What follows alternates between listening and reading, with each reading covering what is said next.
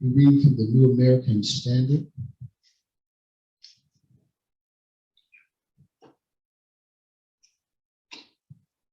And it reads, a prayer of an afflicted man for mercy on himself and on Zion.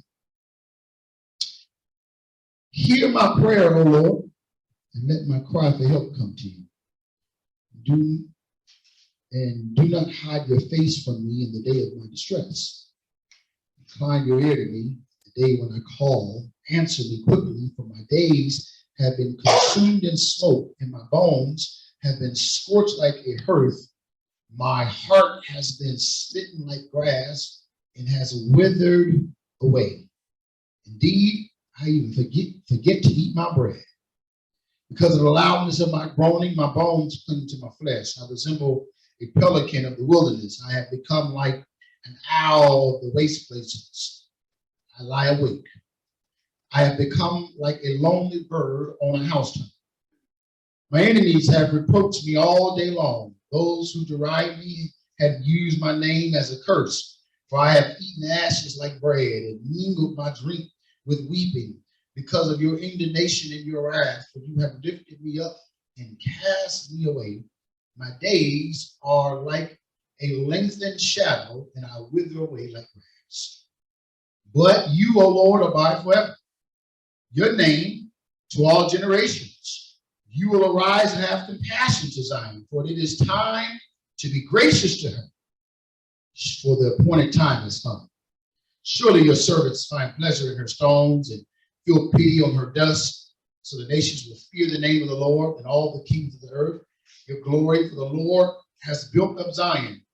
He has appeared in his glory. He has regarded the prayer of the destitute and has not despised their prayer. This will be written for the generation to come, that a people yet to be created may praise the Lord. For he looked down from his holy height from heaven.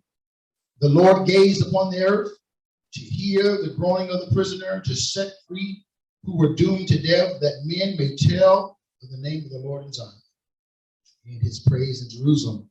When the peoples are gathered together in the kingdoms to serve the Lord, he has weakened my strength in the way. He has shortened my days. I say, oh my God, do not take me away in the midst of my days. Your years are throughout all generations. Of old you founded the earth, and the heavens are the work of your hands. Even they will perish, but you endure. All of them will wear out like a garment. Like clothing, you will change them, and they will be changed. But you are the same. Your years will not come to an end. The children of your servants will continue, and their descendants will be established before you. Amen. We have read in your hearing Psalm 102 in all of its entirety. And back to in our BTU days, we say, may the Lord add a blessing to the reading and the hearers and doers of his word. That's what we say back in BTU. Amen. Listen, here's what I want to talk about. I want to talk about a prayer from a sin-sabotaged life. A prayer from a sin-sabotaged life. Listen, y'all do know that sin can sabotage your life, right? We know. Yes. See, sabotage is the underhanded interference with the production of something. In other words, something could be going well or could be on a fruitful road. It could be on a road to success, and then it gets sabotaged. Right.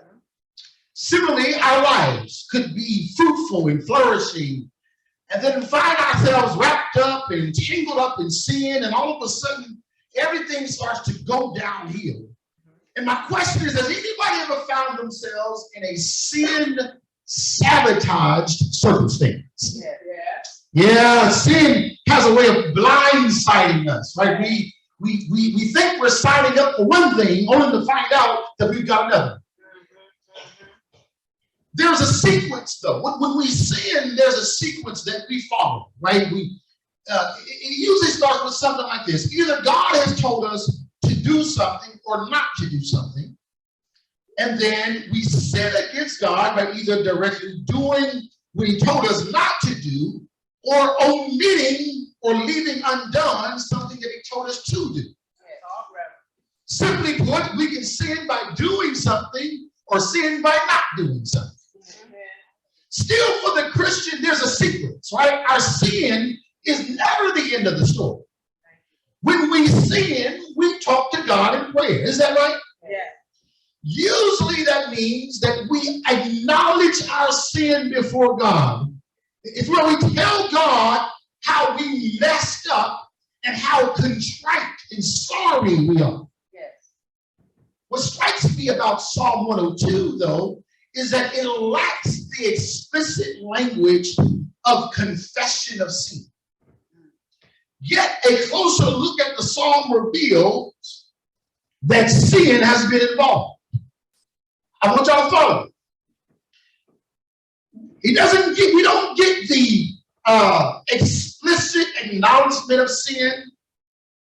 We don't get a confession of sin, but if we look closely, it's clear that sin has been involved. In verse 10, the Bible speaks of the anger and wrath. It says, because of your indignation and your wrath, you have lifted me up and cast me away. That's an indication that sin has been involved. Right.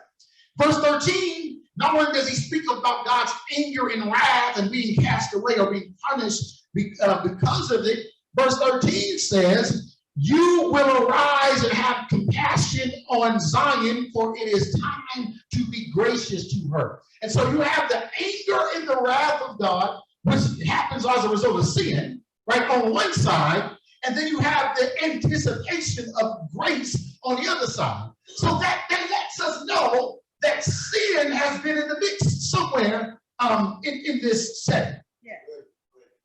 These two elements giving us reasonable suspicion that sin is involved. But here's the thing. But even though verses 1 through 11 is an individual lament, the sin that is in view is not about the individual's sin. It's actually the collective sin of the nation. This is why in verse 13 he speaks of being gracious to Zion. So here it is. You know how it is with Israel, the corporate solidarity. If one of them get it, they all can get it, right? And so one of them messed up. You can especially kings and things that matter, people who are in leadership, you can affect the whole nation. The thing is, it wasn't just one; it was many of them, right? This is why God sent them into exile. And so what happens there is that now Psalm 102 then, it envisions an individual who's lamenting how God's anger and wrath against the nation's sin has personally affected him. God has punished Israel, but he's talking in verses 1 through 11 about how it has personally affected him. In fact, verses 9 and 10 comes pretty close to almost saying this explicitly. He says in verse 9, for I have eaten ashes like bread and mingled my drink with weeping. Perhaps it's likely that the ashes that he's referring to as the sackcloth and ashes, the mourning, the do when you mourn something, right? And he says, that has become my food. My drink is my weeping. And he says in verse 9 and verse 10, because of your indignation and your wrath. For you have lifted me up and cast me away. In this way, God is punishing the nation for its sin. And rather than confessing his sin or the nation's sin like Daniel does in Daniel chapter 9, he prays a different type of prayer. One that emphasizes not my acknowledgement of sin, I want you to get this, but the affliction of my circumstance. Yeah. What's the difference? See, an acknowledgement of sin, that type of song, that type of prayer says, I've messed up. Right. This is not that song. Psalm 102 is not saying I messed up, although it's clear that sin is involved. Psalm 102 says my life is messed up. Wow. Okay. See, a prayer that says I messed up, that's Psalm 51. Right? Be gracious to me, oh God, according to your loving kindness, according to your greatness of compassion. Blot out my transgressions. Wash me thoroughly for my iniquity. Cleanse me from my sin, for I know my transgressions, and my sin is ever before me. Against you and only have I sinned and done what is evil in your sight. Purify me with hyssop, and I shall be clean. Wash me, and I shall be whiter than snow. Make me hear the joy and gladness. Let the bones which you broken rejoice. Hide your face from my sins. Blot out my iniquities. Create in me a clean heart, Lord, and renew within me the steadfast spirit. That's a psalm that confesses its sin. I was wrestling with this.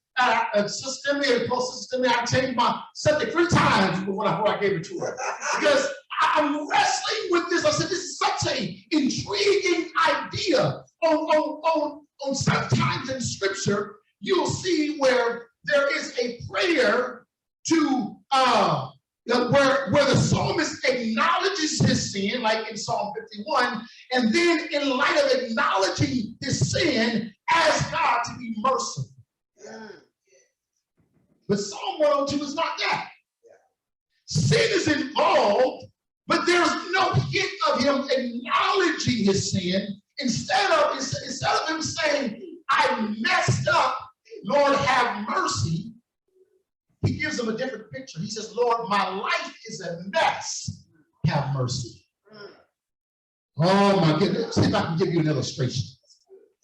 Imagine you have a daughter that runs away from home. She is disrespectful to her parents. She disobeys the rules and then goes out to the streets and gets into everything meant.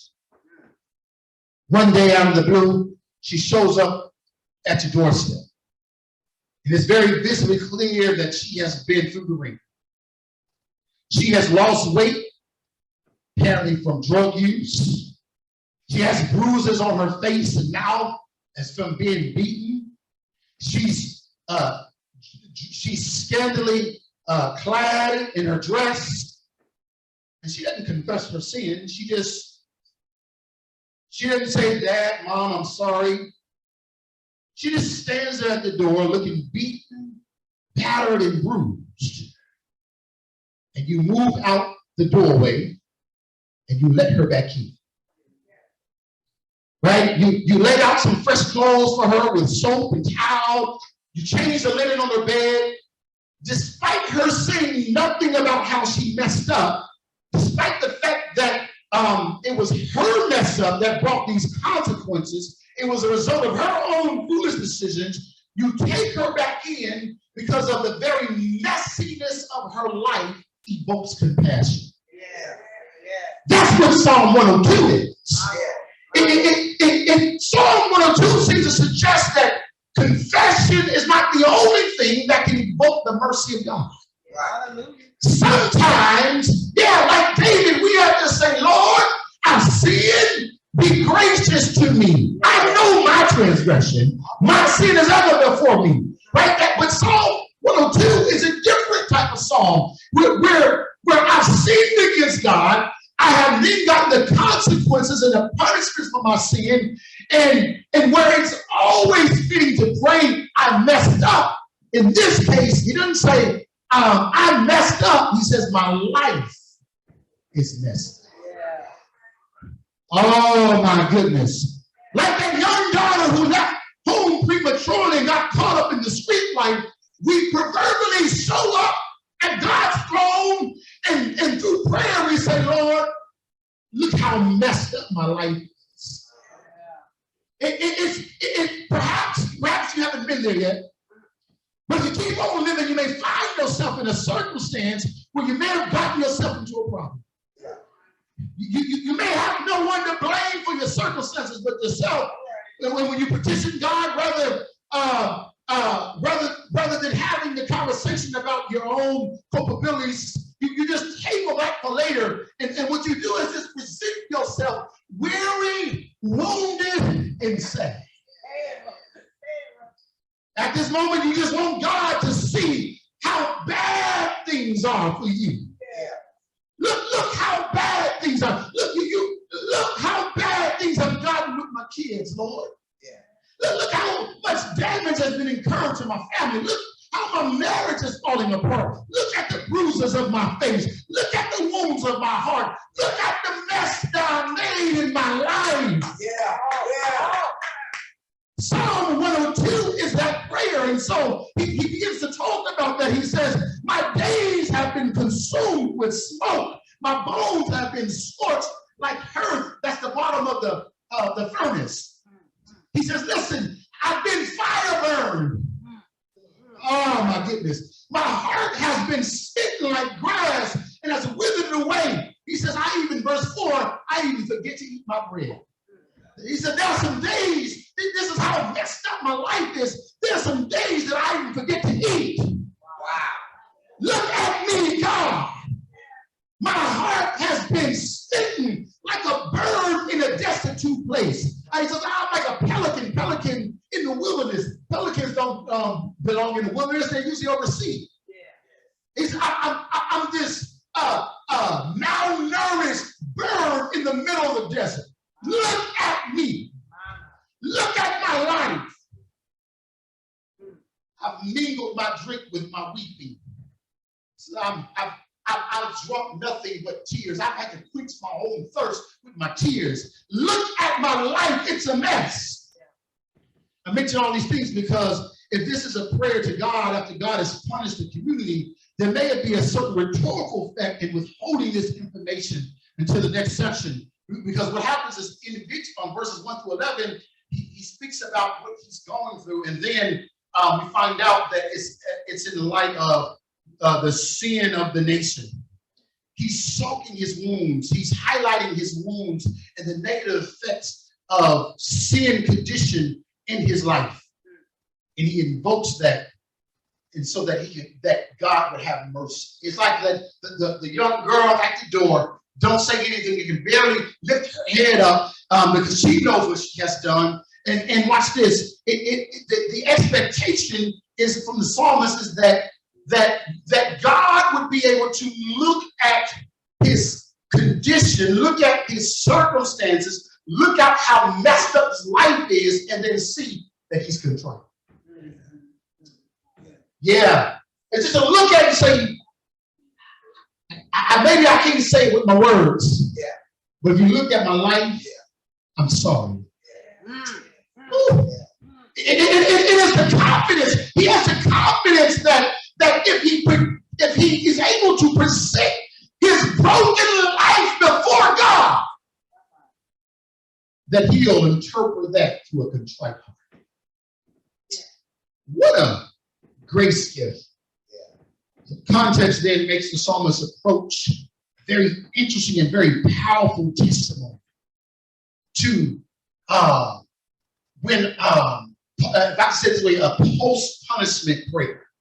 I receive my licks, and sometimes, right, we see an example of saying, Lord, I'm sorry, have mercy.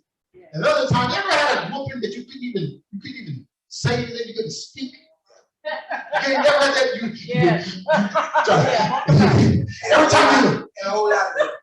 Every time you try you try to say something, you can't even, right? It just won't come out, right? And that's kind of how I picture the psalmist here. He just kind of, and the Lord through his grace is interpreting how messed up his life is. Yeah. And says, mercy, man. Thank you, Lord. Oh my goodness. So it's a I think I'm on point here because watch what verse 17 says. Verse 17 says, in his praise and his expectation of God of restoring Zion, Israel, he says he has regarded the prayer of the destitute and has not despised their prayer. Even though in this prayer, he's not acknowledging his sin. He's just showing him how messed up it is. Yeah. He says, but he has not despised it. Yeah. Oh my goodness. The good news is this. Sometimes our life, in all of its shambles, is a prayer to God.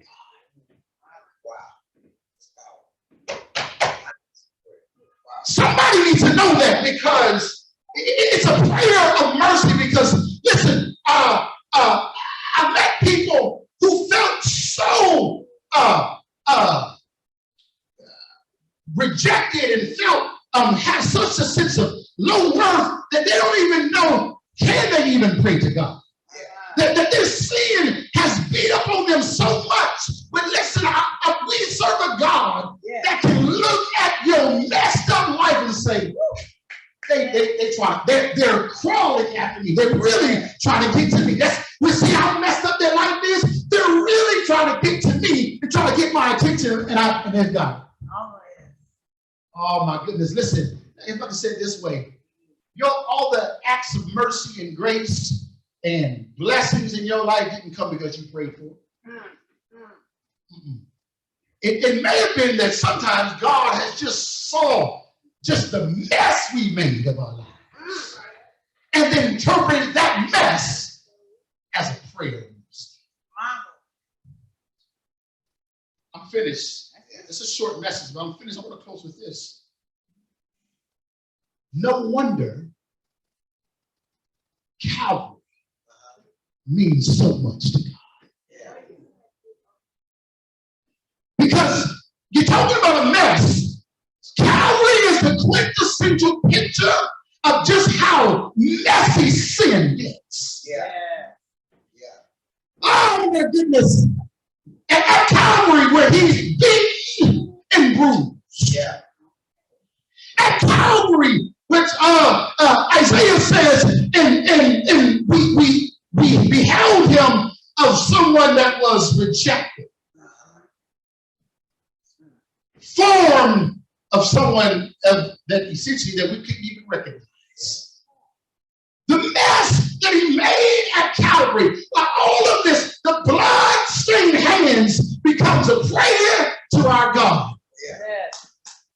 If Jesus didn't even say anything, he didn't have to say anything. He did say, Father, forgive them, and he did not. The blood, the scars on his back is a prayer to have mercy. But the nails in his hands is a sufficient prayer. But the fact that he was beaten all night long, God looked at the mess of the life that Jesus had taken upon himself, that we might become the righteousness of God. Oh my goodness. And he was beaten all night long. He was crucified and he died on Calvary's hill. Oh, but early Sunday morning, right early. Oh my goodness. His life is accepted as a sacrifice. It is confirmed that he has accepted because God raised him up. A couple things it ought to make us realize sometimes my life in its messiness is a prayer to God. Wow. My goodness. You ever get to a point where you just can't say anything? That's okay. He can look at your life and see that you're trying to get his attention. Oh my goodness. Oh my goodness. What a God we serve. Psalm 1 and 2. As I've wrestled with this all night long and all week, it's just an interesting principle. Here it is. Sometimes I pray prayers, Lord, I've messed up. Have mercy. And other times I just say, Lord, my life is a mess. Have mercy. Have mercy. Amen. Amen.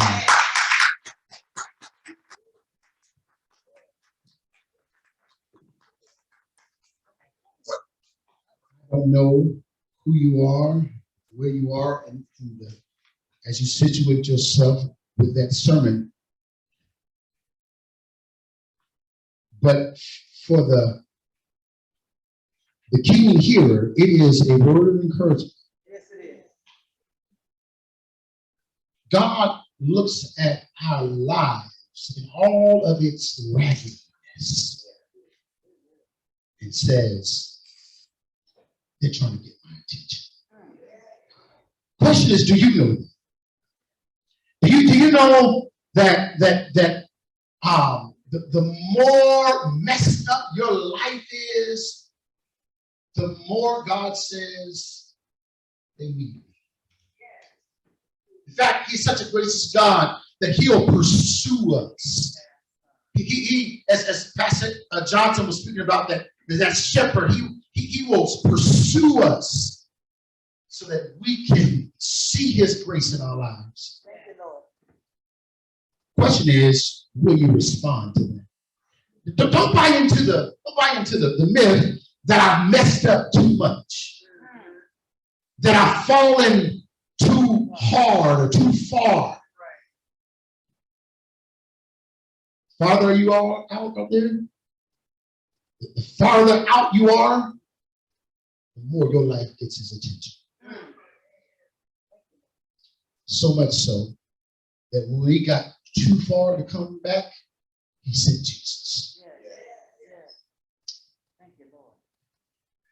Who would want to serve a God like that? You need to know Jesus. We're not saying, have you been to church? I think saved people go to church for sure. But you need a relationship with Jesus. You need to surrender to him.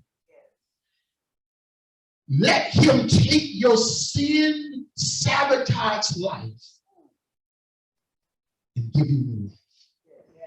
How does that happen? It's a belief thing.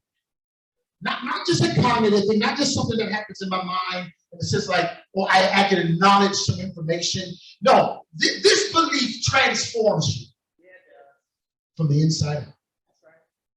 Recognize that you are a sinner who need to be saved. Place your trust in Jesus to save you, and you will be saved. You will become a child of God. You become new creation, and you can begin to walk in that reality. As we stand and sing this song, perhaps you're online and you don't have a church home, and you want to join. Maybe even sometimes there are those who, one of the blessings of being online, and we can reach people with different places. Maybe you're not in Chicago, but you want to align yourself in some way with us. Just submit your name. You can send an email to tyron.laws@gmail.com. We'll share with you how you can be saved, how you can join the church, rededicate your life.